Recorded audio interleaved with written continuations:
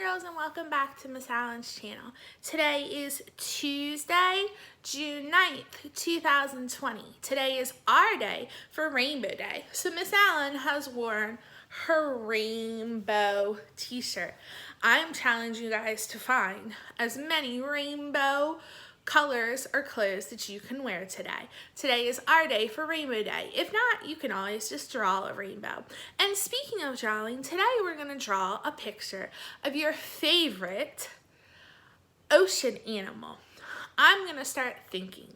I can think of a shark, a whale, a sea urchin, a sea anemone, a sand dollar, a starfish. What are some other animals that you can think of that live in the ocean?